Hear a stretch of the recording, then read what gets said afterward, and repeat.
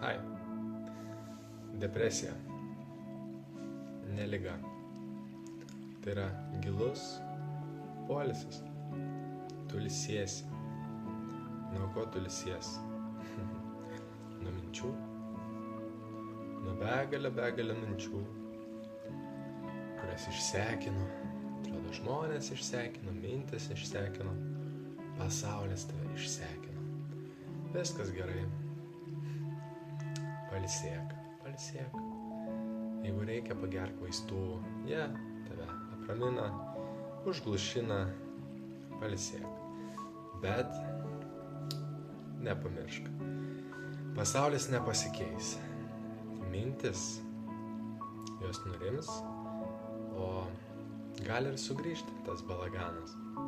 Tai reikia, mano patarimas, kas padėjo mano pasaulyje, susitaikyti su tuo, kad pasaulis toks. O mintis jos ateina dėl tam tikrų priežasčių. Dažniausiai tai yra kažkoks nerimas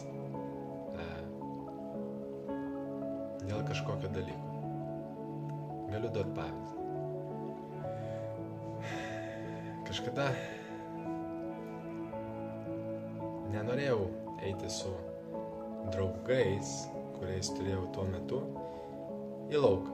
Nenorėjau eiti su jais į klubą, nenorėjau eiti su lauką, nenorėjau eiti niekur, kur jie eina. Bet jaučiausi blogai, kaltinau save. Ateidavo mintis, kad aš prarasiu draugus.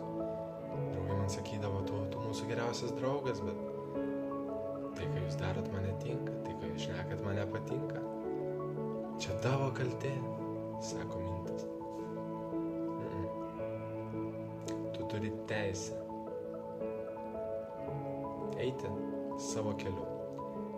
Turi teisę į tokius žmonės, kokius nori, kad tave suptų.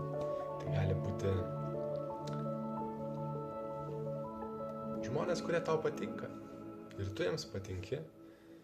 Kaip atskirti draugą nuo nedraugo šiuo atveju, jeigu tai tarytum yra priežastis depresijos, jų gali būti įvairių. Tai mano atveju.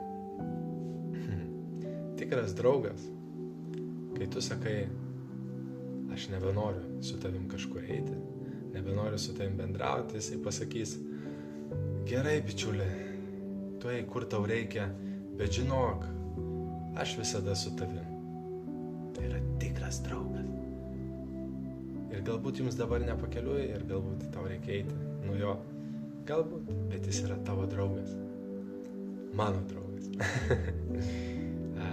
O kitas, ką jis sako, tas netikras draugas. Mano gyvenime jis sako, tu prarandi mane. Mes nebebūsim kartu, tu mane skaudini, aš negaliu patikėti. Tarytum manipuliacija. To žmogus nereikia kaltinti. Galbūt jisai pats turi problemų, jisai mato savai pasaulį, bet ar jis tavo tikras draugas?